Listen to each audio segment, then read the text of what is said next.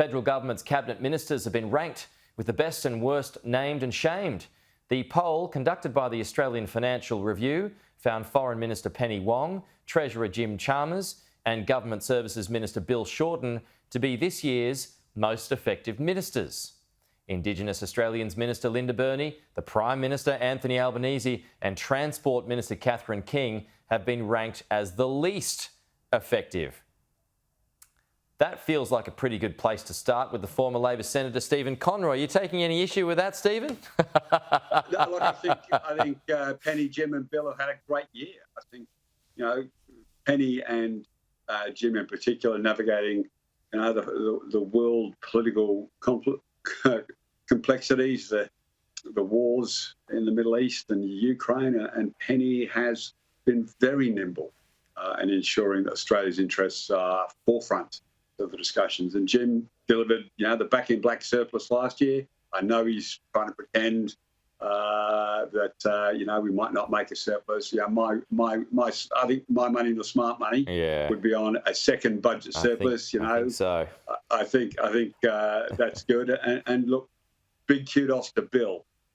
He's one of the founders and creators of the National Disability Insurance Scheme. Obviously, it's got its challenges. It's, the projection on how much you're going to spend on it over the next 20 or 30 years is sort of, really causes you to go, oh, my God.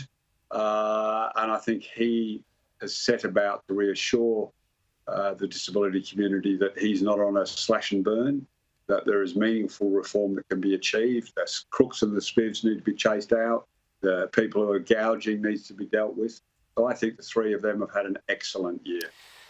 Just on national security, there is this report in The Australian this morning that now finds that we are not going to send a warship to the Red Sea to help out with things. This also comes on a day when BP has announced that it is pausing its passage through there because of the attacks from the Houthi rebels. Do you think it's wise not to provide assistance in the form of a ship, rather send personnel to Bahrain, Stephen?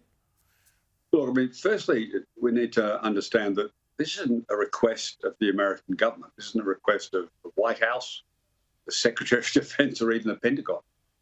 This is a request from a section of the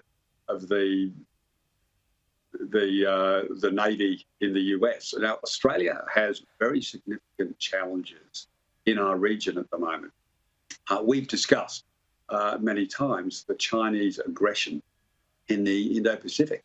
We've talked about them buzzing planes. We've talked about them firing chaff in front of our planes. We've talked about the potential maritime problems where they're almost engaged in a grey war with the Philippines Navy at the moment.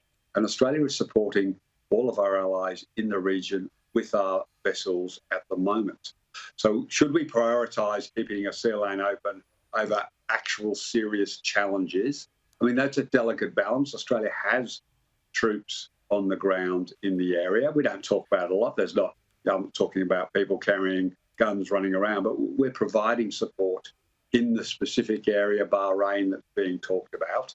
But should we prioritise, what is a world problem, that this sea lane could be closed, or should we continue to be focused on the strategic difficulties we have in our region? So I think on balance, the government's made the right decision in the circumstances. It's not like China and its behaviour has suddenly stopped just because there's a problem in the Middle East or there's a sea lane there. So I think it's very, very prudent for us to stay focused on the things that we can impact on the best. Okay. Stephen Conroy, we're out of time. No worries. I hope you like my Christmas Santa shirt. Have a great Christmas to you and all your viewers. Thanks for always coming on, Stephen. You're a good chat as always, mate. Have a safe Christmas and a great new year, and I'll see you then.